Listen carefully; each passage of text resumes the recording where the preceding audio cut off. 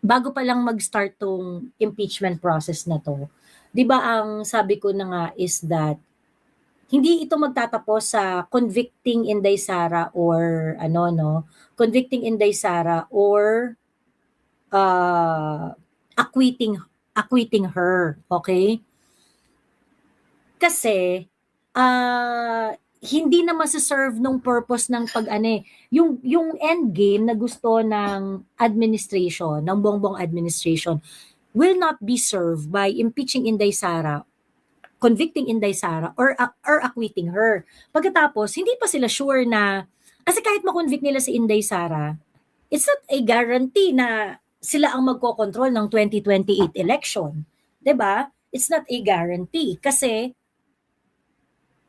magagalit yung taong bayan, o 'di ba? Pagkatapos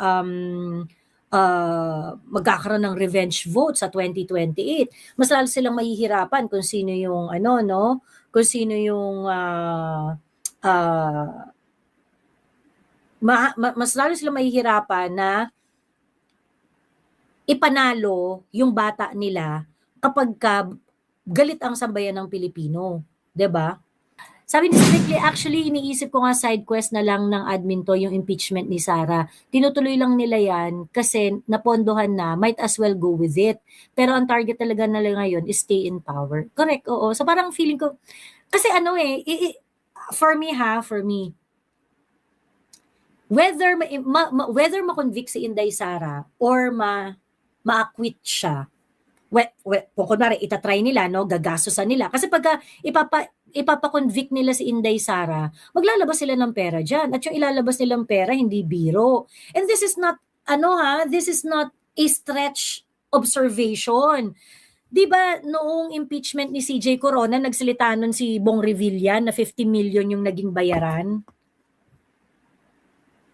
Di ba? Na 50 billion per senator yung naging bayaran noon. Ganon. So, if they are, CJ Corona yun, hindi naman yun elected official. Hindi naman yun very popular na ano no, na figure. Ito, sobrang popular nito. 'Di ba? And the conviction or the acquittal would greatly impact the political career or the hold in power kung sino man yung ano no, yung pagwasak kay Inday Sara, malaki yung stake doon sa mga magko-convict kay Inday Sara, masyadong malaki yung stake. So, mahina to, 'di ba? Mahina yung 50 million kapag ganun yung naging labanan.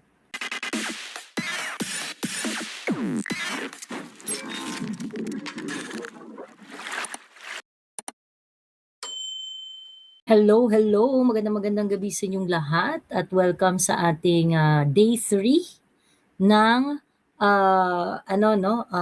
impeachment trial. And today, the cross-examination happened. Cross-examination ng witness ng prosecution na si John Mark Calilong. Ayan. John Mark, di ba? John Mark Calilong, ayon. Lutong na mura ni Miss Joey Carissa na Kakairita sa Risa, Diyos me. Ayun. Okay, anyway, bago tayo magsimula, ano muna tayo, no? Batiin muna natin ang ating mga honorable mention. At mukhang marami tayong pag-uusapan today. Magnet Mind, hello, hello. Ikaw ang first honor ngayong araw na ito. Congratulations. Ayan, Fernando Guerrero, hello. Tuyong Tubig, hello. Ayan, good evening sa lahat, sabi ni Fernando Guerrero. Cupcake. Leng Española, hello, hello. Celeste Kayanan ng Albania, hello. Triggerman, hello. Ray Reliba. Amir Khalil, hello. Truth PH, yan. Sabi ni Magnet Mind, like and share. Huwag natin kalimutan. Ayan. Hindi tayo makapag-live, hindi tayo makapag-stream sa Facebook dahil ang ating streaming capabilities ay ayaw nilang ibalik. Ayun. Ayaw na ibalik ang aking streaming ability. Ayan, okay? Led Jack, Karen Villaspear, Solid Snort, Ignis Bios Delta. Hello, Kuyang Ignis. Okay, like and share habang malapit na magsimula. Correct. Ayan, 5 hours ulit. Ay, wag naman. Matulog tayo maaga. Kala nga natin, kuya, inaantok pa nga ako eh. Sabi ko, mag-live ako mamaya, pero mabilis lang kasi, di pa ako natutulog ng maayos. Hello, Miss Joey from Rome. Kaabang-abang kayo, Nika Moisture Sas. Ayan, okay. Imbitahan nyo na si Sas, kulitin nyo na si Sas. Ayan, at siya ang mayroong, teka, message nga natin ang bakla ng taon para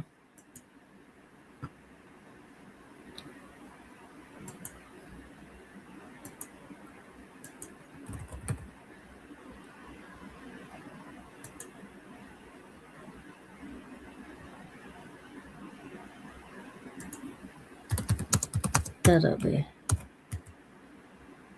Ayan, okay. Message na natin si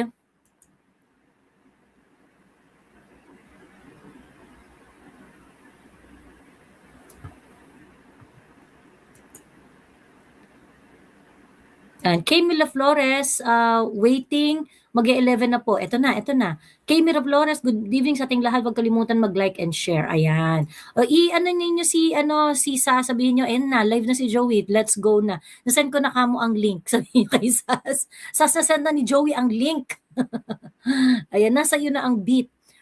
Yangski, hello. Julian's World, Moana, Major Colette, Anne Mariel Unday, Niozini, Yengski. Ma'am Joey, asan ka na? Umpisa na natin. Ito na. Together's Club, Bebzali, hello. Ayan. Okay, dami nyo na, no? Teka, di na ako makahabol sa ano.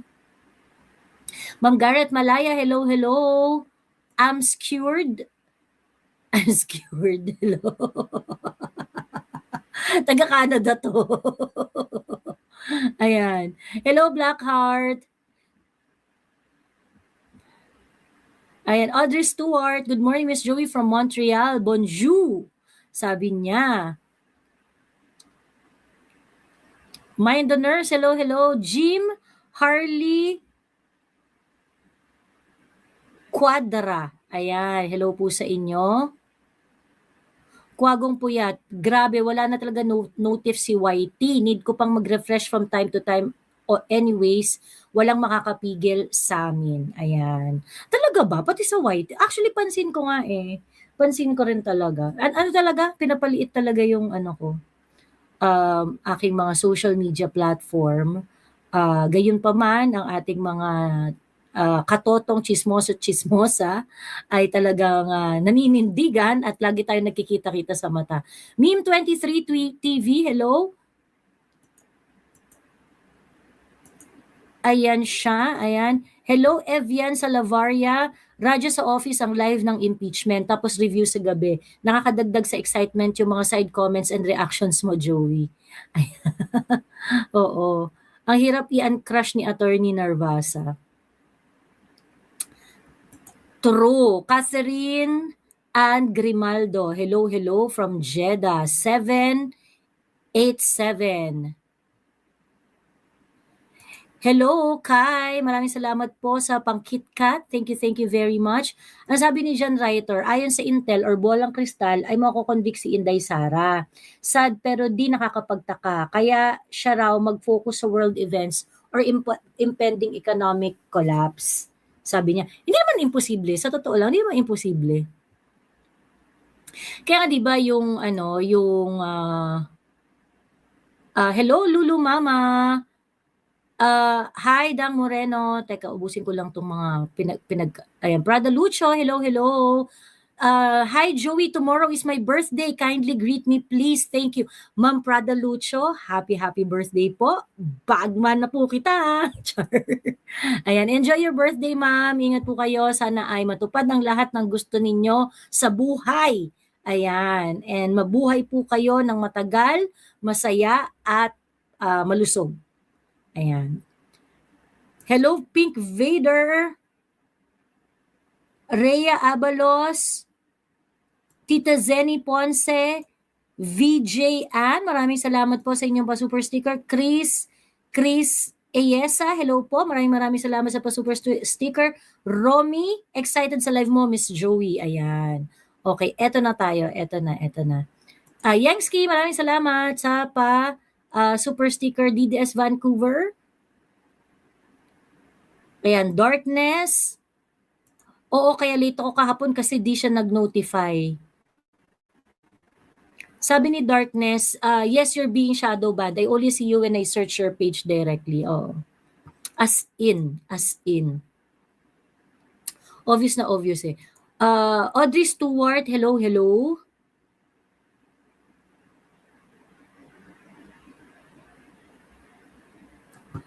Prosecution, di muna namin ilalabas ang next witness sa Lunes na para mabago namin na script at magaya din ang pagtatanong ng defense.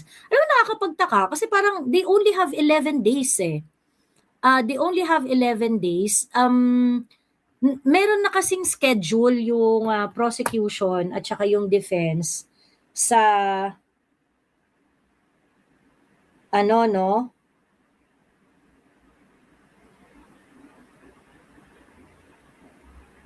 Teka ha.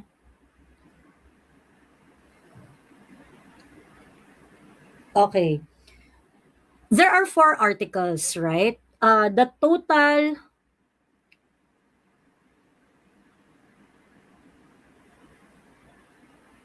there is expected to be 92 days of hearing. Yun yung nasa timeline, 92 days of hearing. So, ang total is dapat merong 11 days para dun sa Article 4, 8 days for bribery of procurement officials, 12 days sa unexplained wealth and failure to fully disclose asset and SALN. 31 days sa misuse and appropriation of confidential funds. So, for Article 1, merong 31 days. For Article 2, merong yung unexplained wealth, that's 12 days. Article 3, bribery and procurement of officials, 8 days. And then 11 days for Article 4. So, parang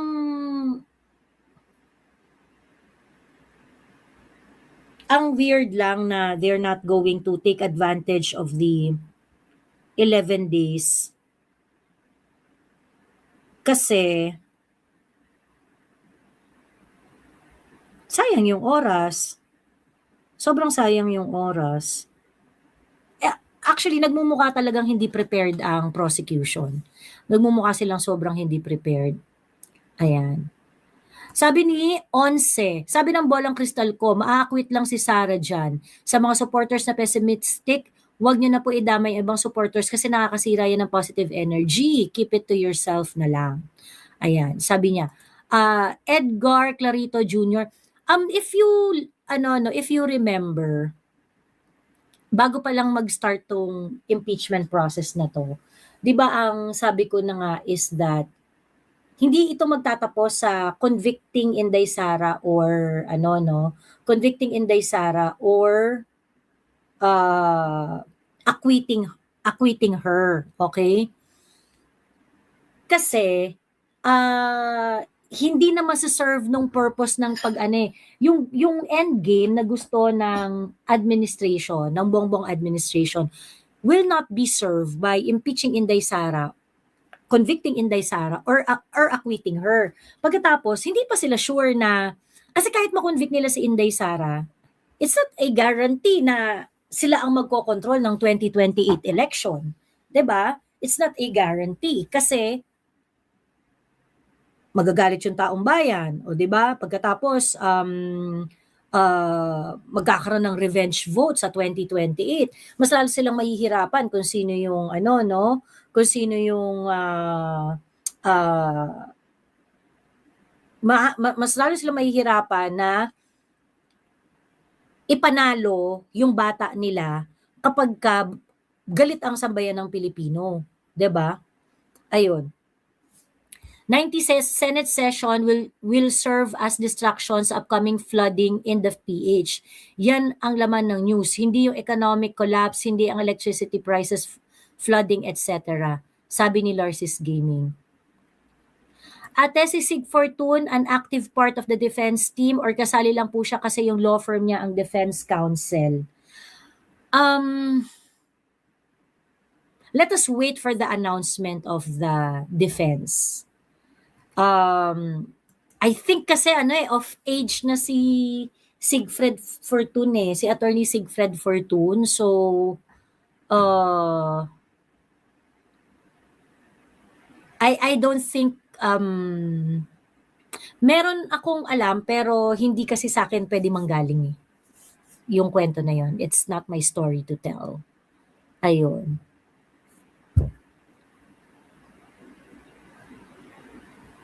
Tanong Miss Joey, si Kalilong kung ba't ganyan walang no. Tanong mo si Kalilong kung ba't ganyan walang notif. Expert opinion lang ha. Baka kaya niya ipaliwanag. Sabi ni Strictly, actually, iniisip ko nga side quest na lang ng admin to yung impeachment ni Sara. Tinutuloy lang nila yan kasi napondohan na, might as well go with it. Pero ang target talaga nila ngayon is stay in power. Correct, oo. So parang feeling ko, kasi for me, whether ma-convict si Inday Sara or ma-acquit siya, kung kunwari itatry nila, no, gagastusan nila. Kasi pagka ipapa-convict nila si Inday Sara, maglalabas sila ng pera dyan. At yung ilalabas nilang pera, hindi biro. And this is not, this is not a stretch observation. Di ba noong impeachment ni CJ Corona, nagsalita nun si Bong Revilla na 50 million yung naging bayaran? Di ba? Na 50 billion per senator yung naging bayaran noon. Ganon. So, if they are, CJ Corona yun, hindi naman yun elected official. Hindi naman yun very popular na figure. Ito, sobrang popular nito. 'Di ba? And the conviction or the acquittal would greatly impact the political career or the hold in power kung sino man yung yung pagwasa kay Inday Sara, malaki yung stake doon sa mga magko-convict kay Inday Sara, masyadong malaki yung stake. So, mahina to. 'Di ba? Mahina yung 50 million kapag ganun yung naging labanan.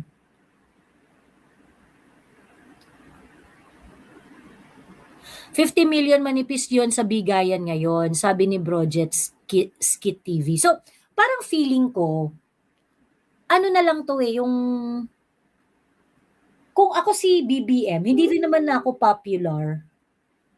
Na lang to, let us use the impeachment as a venue to, bahala na kayo dyan, di ba? Parang, magkagulo kayo dyan, bahala na kayo dyan, para magawa ko na yung mga dapat kong gawin. May magandang observation si Teddy Adarne, kasi yung mga affairs ngayon ng administration, parang kagaya nung deals with Canada, yung 'di ba parang excited na excited si Canada kasi yung pakikipag-deal daw sa Philippines is going to be so advantageous for the Canadian people, keneso.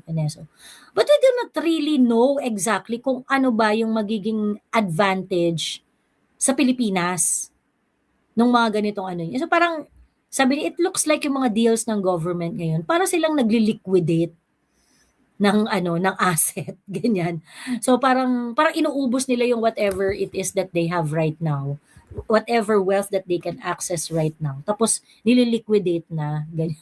Ganun yung datingan, Ganun yung datingan. So,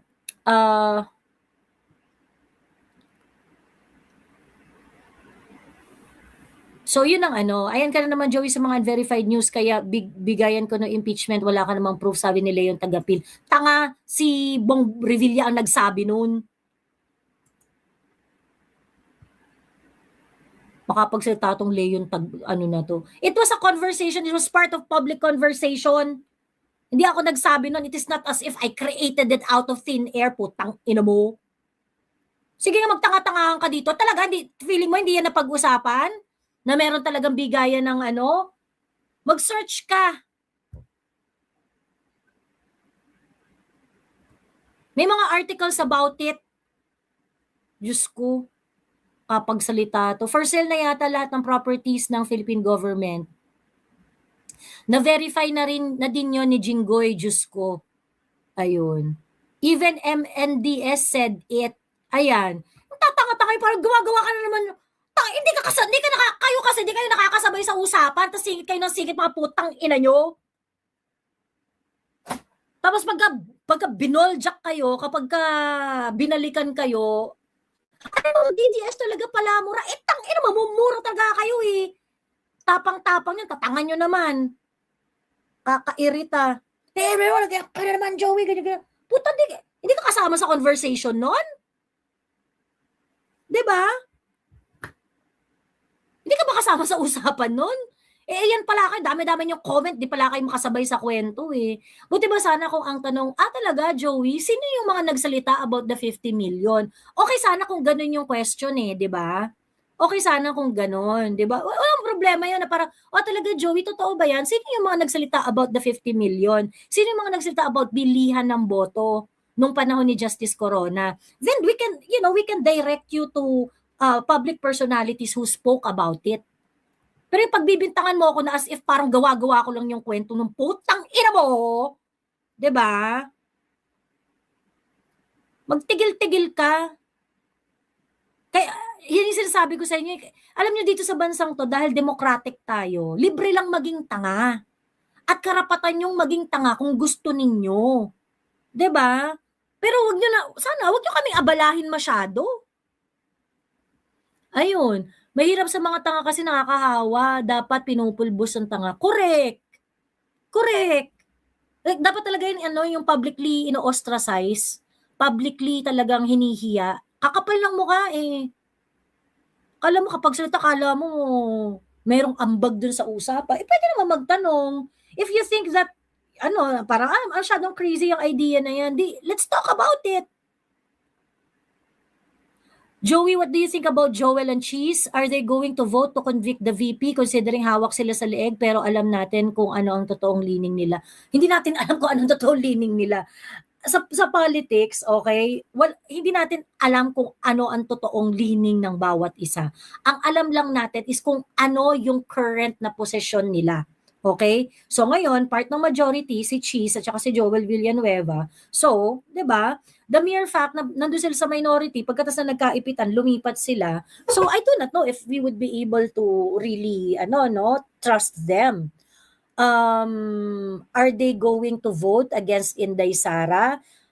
Actually, sa totoo lang, hindi ako masyadong sigurado kung i-convict nila si Inday Sara. Kasi pwede naman yung concession, yung paglipat nila sa minority from minority to majority. Ang concession lang nun is for the Senate President to be changed. Pwedeng ganun lang naman yun. It doesn't mean na they're going to commit their vote for impeachment. Ganon. Hindi naman ibig sabihin ganon yung usapan eh. So, to be honest, hindi ko masasabi kung boboto sila ng acquittal or ng conviction kay Inday Sara. Ganon. Pero, hindi ako maasa. Kasi kung hanggat may hawak sa kanilang Malacanang, do you really expect that they are So yung mga ganung salita na alam naman natin ang totoo nilang leaning. Ang totoo mong leaning ay yung leaning na pinapanindigan mo. Yun ang sa politics, yun ang totoo, okay? Yung truth sa politics, okay, is about what you are what you are is whatever that you stood for. Ganon. So kung ano yung pinaninindigan mo, yun ang totoo. Miss Joey, na po sa tingin nyo, Paxili collaborating PH at Israel at USA, I saw protest about it. Hindi maganda. Asa na yung mga galit na galit sa Amerika? Yan ang tunay na Yan yung tunay na pananakop. Diyos me.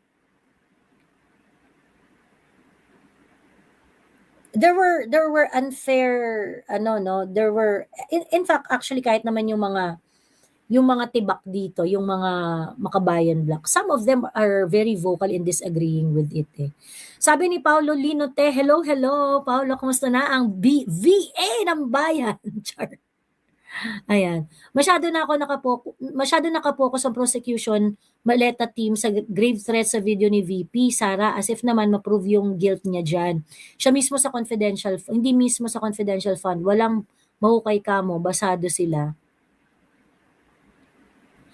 Accountant pala yung NBI digital expert na si Kalilong. Paano siya napasok sa NBI? Lihis agad yung course niya sa trabaho niya. May parang pa-exam naman yata yung NBI eh. Parang as long as ano ka, parang meron kang technical skill set, you can actually apply. In fact, maraming mga abogado eh na nag-a-apply talaga sa NBI eh. Kasi maganda rin maganda kasi yung perks. At abogado ka, investigator ka, ganyan-ganyan. Ano talaga siya, very, very lucrative opportunity para sa ano. Attorney CPA ang pwede. Attorney at CPA. Pag CPA ka, tanggap agad sa NBI. Yeah, I think lahat ng mga may technical skills talaga. Baka nga kahit yung mga IT, yung mga merong ma-experience sa ano. It's either abogado or CPA lang ang tinatanggap sa NBI. Ayun. It's a smokescreen lang talaga to divert attention away from the real problem. Flood control scandal, 2027 budget and trillions of pesos uutangin. Possible cha-cha, do not forget. Correct. So tapusin ko lang yung point ko kanina, no? So before the impeachment start, alam nyo naman yung stand ko dyan na ang impeachment is really going to be a huge distraction. Yan talaga yung magiging distraction. Nag-warning din ako sa inyong lahat na while the impeachment is going to eat the airwaves in the coming months, in the next 90 days, while it's going to eat the entire airwaves, okay, wag natin kalimutan na yung mga ibang actually nakakalungkot napanood ko yung live ni Alan Peter Cayetano kanina, and he was talking about yung mga economic failures natin, ano yung mga dapat gawin. He was talking about microloans, paano magpautang sa mga maliliit na negosyanteng Pilipino, yung mga ganun. Nakakalungkot kasi nawalan talaga ng space yung mga totoong issue na pag-usapan because of the impeachment. Because of the impeachment. Kaya nga sabi ko, dapat careful tayo while we talk about it, while we monitor it, kasi that's going to be the focus of the mainstream media kasi hindi rin naman po pwedeng hindi natin pag-usapan Hindi rin po pwedeng hindi natin pag-usapan. Kailangan din talaga nating pag-usapan. Gayunpaman, let us always put it in mind na tingnan rin natin yung ibang mga more important issues. Congressman Leandro Reviste continuously reminds us yung mga disbursement na questionable sa ating budget. Ma'am Joey, ano score mo sa impeachment trial? Day 1, 2-3, 2-1 ba or 3-0 in favor? Parang feeling ko ang petty nung score. Parang hindi yan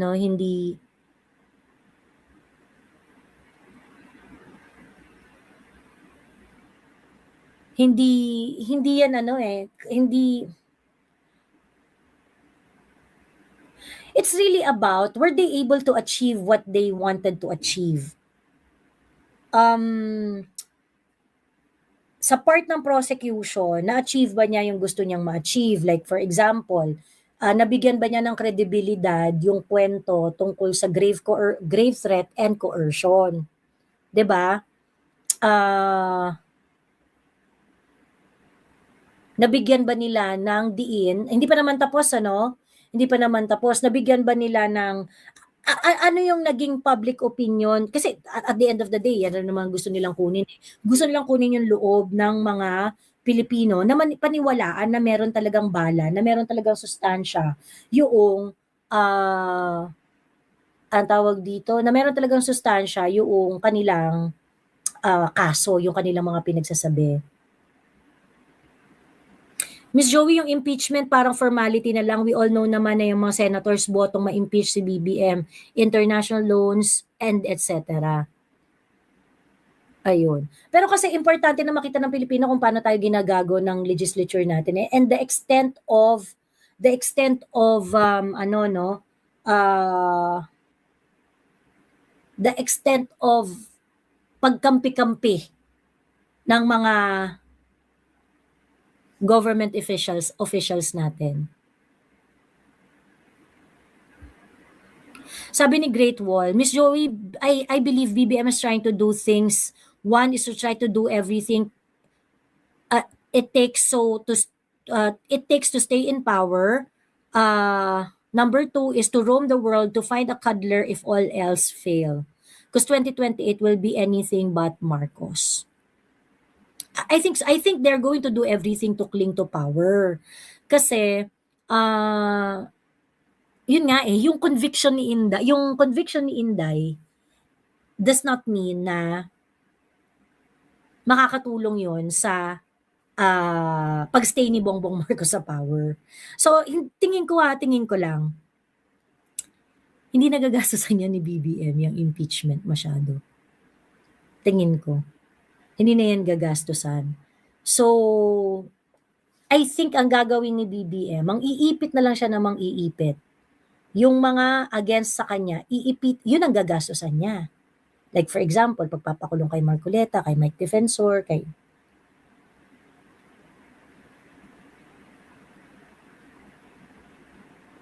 lahat ng mga critics, they're going to put them in jail as much as possible. And I think ang mas gagastusan ng BBM administration is creating scenarios for no election. So, yan, kagaya niyan, yung push nila ng bonggang-bongga yung Paksilika, ganyan. Tapos, alam mo yun, gumawa ng gulo on the slightest provocation, ganyan. Pagkatapos, mag-con-as, ganyan, mag-cha-cha.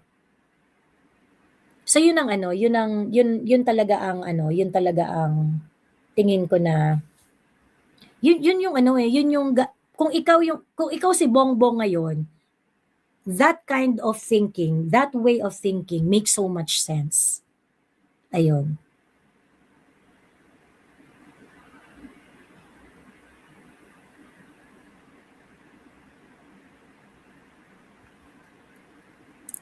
Make sense, Joey, kung ang 100M senator kulang ang 100M senator so they can convict VP. Sabi ni Rizology, the raw files of the VP press con is with Zoom, why didn't the witness use Zoom LERS system? It's for law enforcement agencies, officials for data request, video preservation, etc. Yan nga rin yung tanong ko kanina. Kaya nga sabi ko, yung question ni Robin Padilla makes sense.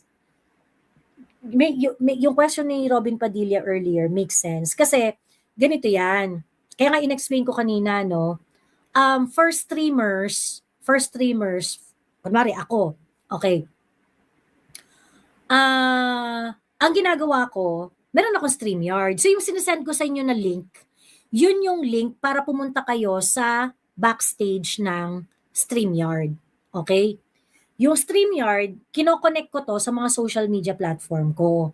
So pagka kinonect ko siya ngayon, nakakonect tong StreamYard ko sa YouTube ko. Okay? So, pag umakyat kayo sa StreamYard, para tayo naka-conference call, 'di ba? Para tayo naka-conference call. So that is why lahat kayo sa StreamYard kayo pumapasok, pero nabo-broadcast kayo sa social media platform. Pagkatapos ng live, meron akong recording sa StreamYard. Okay? Meron akong recording sa StreamYard. Ngayon, yung StreamYard kasi, meron siyang feature na pwede kang mag-screen share. Okay? Yan yung ginagawa ng maraming streamers. Nag-screen share sila. So ngayon, kaya di ba meron kayo nakikita ng mga videos na pinapalabas, etc., etc. Or another thing, kapag ka merong live na session, pwedeng i-restream mo yan dito ko sa StreamYard ko, which is i-restream ko ulit sa aking social media platform. So ngayon, yung press briefing ni VP Sara is a press briefing sa Zoom. Sa Zoom yun nangyari. Okay? So yung Zoom, meron niyang entirely different way of keeping the data, restoring the data, and whatsoever, ganyan-ganyan. Pagkatapos yung Zoom, it allows multiple participant at the same time. Ganon. Multiple yung participant at the same time. So kung sino yung nag-set up ng Zoom, okay, siya talaga yung may-ari ng pinaka-raw na file. Ganon.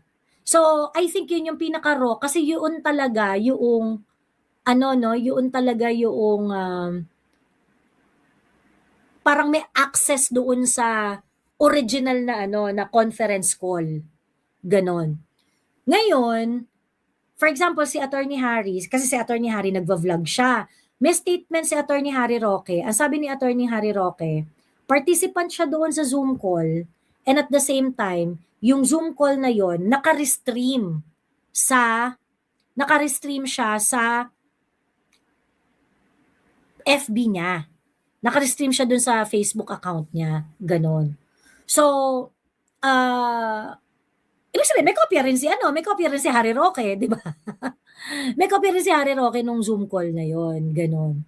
So, kaya nga very, very important kasi, ano ba dito talaga yung dapat, chinek nila kung ano ba exactly yung full video. When we say, we're talking about a specific copy of the video that they're referring to, they could have identified ano ba yung sa Zoom, ano ba yung dito sa ano ba yung sa Zoom, ano ba yung dito sa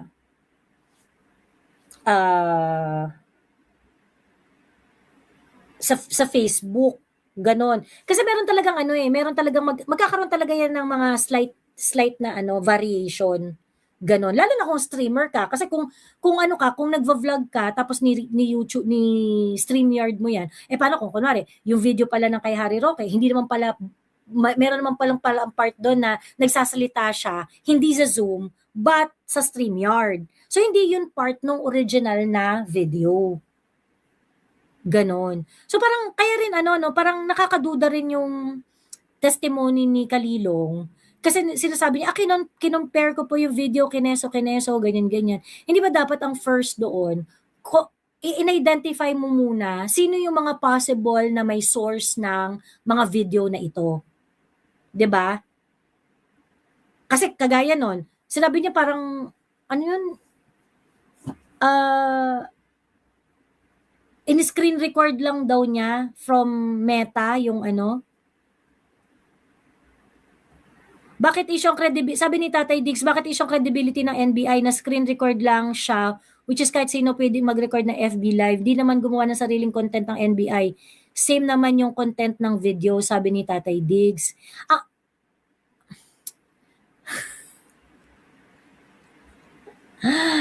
Kasi nga, kung nag-investigate ka and you did not take into consideration yung buong content ng video, edi questionable talaga. Kasi bakit nag-screen record ka pag ito yung kinuha mo, pero teka, ano ba yung, saan mo siya kinuha? 'Di ba? So kaya naka-question yung niya, ito namang, tapos Tatay Diggs pa yung ginamit na pangalan, ano ba yan? Palitan mo yung pangalan mo. Diyos me, Marimar. Kagaya niyan, right now, I am under the impression na yung original na video, OVP yung may access doon. May pinublish na video yung OVP for that specific press conference. And the video that was published is the shorter version. Pero ang sinasabi nung parang hindi, meron 2-hour video meron silang 2-hour video. So, ano yung 2-hour video niya? Baka naman kasi, vlog yun ni Attorney Harry Roque. Baka part noon, nagsasalita siya, nagbibigay siya ng personal opinion niya and things like that. Hindi yun yung original material. Kasi reaction video na yun doon sa original na press briefing. 'Di ba? So, yung fact na hindi mo ma-identify yung source ng video, pagkatapos sinabi mo na competent ka to preserve the evidence, questionable talaga yung ano mo. Questionable talaga yung iyong skill set, 'di ba? Point, Joey, is that a threat, bakit hindi nag-file si BBM Tambaloslos directly? Bakit ang nag-file, hindi ako magaling, ba't ko itingin ko sablay? Well, it's a good thing na ano no na set 'yon on record ni Attorney Narvasa na BBM did not file a complaint, Lisa Marcos did not file a complaint, at pagkatapos even Martin Romualdez did not file a complaint. So ngayon, kung sinasabi ninyo na talagang may threat dito, why did they not even bother to file a complaint? 'Di ba? So, and yun nga no, pinoint out rin ni Senator Alan Peter Cayetano, if it is a threat that is truly of serious nature, bakit hindi sila nakipag-usap sa PSG, which is yung government agency na nag-a-assess ng threat laban sa Pangulo. Hindi rin yung ginawa ni So apparently, etong si NBI agent, hanggang video lang pala siya. Ang investigation pala niya ay limited sa pagta-transcribe. Pagkatapos, yung pagta-transcribe niya, hindi rin naman kagalingan. 'Di ba? Ano yung sabi, I'm root, ano yun, yung translation niya sa, teka, I am not accused of any crime. Yun yung sabi ni Attorney Zuleika. Pagkatapos, ang pagkakatranscribe niya yun, I am not root of any crime. Bakit importante yan? Kasi kung ini-investigate mo to, pagkatapos hindi mo inintindi yung mga sinasabi ni Attorney Laika, hindi mo maiintindihan yung konteksto nung galit ni Inday. Kasi si Inday, kaya siya nandun sa Congress ay specifically para kay Attorney Zuleika. Dahil nangako si Inday Sara doon sa kanyang mga empleyado na Attorney Zuleika is not the only one na nandun sa HOR facility, ha?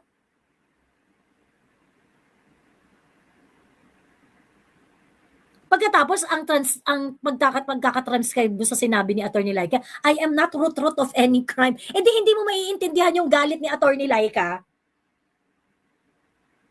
Kasi ang pagkakaintindi mo, I am not root of any crime. Parang ikaw mag-iimbestiga. Kaya nga yung sinabi ni Attorney Narvasa, kaya sabi ni Attorney Narvasa na, did you really investigate? Ngayon, oftentimes, yung quality ng stream sa StreamYard at yung quality ng conference call is not going to be the same. So, maaari na dun sa StreamYard, mas malinaw yung aming pag-uusap, mas malinaw yung linya namin, ganyan-ganyan.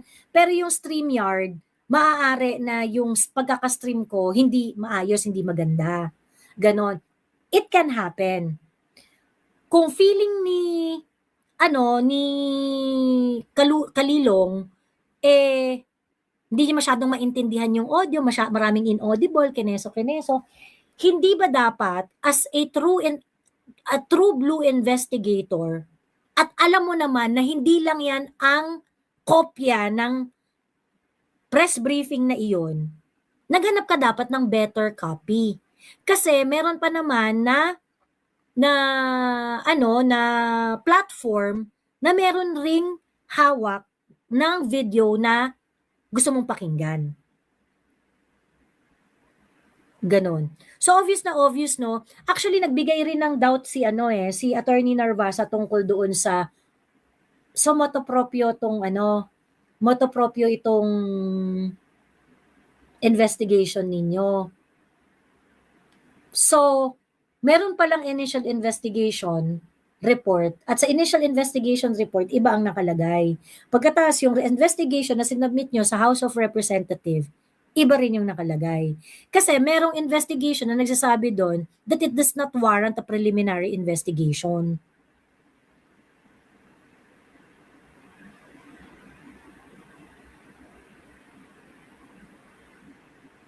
And I think yung ano no, yung first na report at yung pangalawang report, yung parang January something and yung February 10 na report, at saka yung mga sulat-sulat in relation to that, I think dapat ma-forward din talaga yun sa ano impeachment court para makita ng mga senator judges. Hindi ko alam kung anong balak ni Attorney Narvasa kasi parang sure na sure siya na may kopya sila nung mga nung mga letters. So baka siguro pag dumating yung panahon na sila yung magpe-present ng evidence, sila yung magpe-present ng mga ebidensya,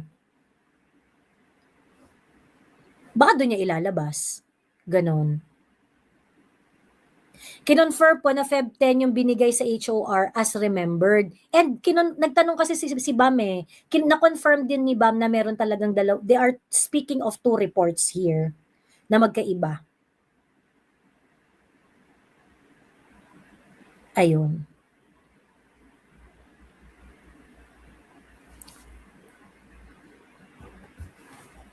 Ayun, and ayun na-dismantle si Kalilong. So basically, yung ang laki kasi ng contrast. Nung nagda-direct examination si Attorney Ligutan, sobrang inaangat niya talaga yung kredibilidad ni which is I think error yun sa part ni Attorney Ligutan Parang tinetest niya kung tatanggapin ba 'to bilang expert witness, ganyan-ganyan. Anyway, kasi kung di naman tatanggapin 'to na expert witness, kahit papaano competent witness pa rin naman siya. Kumbaga hindi naman siya talaga ma-e-exclude. Pero parang pwede na ring i-try na gawin siya expert witness. So parang ang ginawa ni Attorney Ligutan nung day 2, inangat niya ng bonggang-bongga si Kalilong na, ano 'to, 30 court appearances na ginawa nito, magaling 'to. Kayang-kaya niya talaga i-ensure na merong preservation ng evidence, kayang-kaya.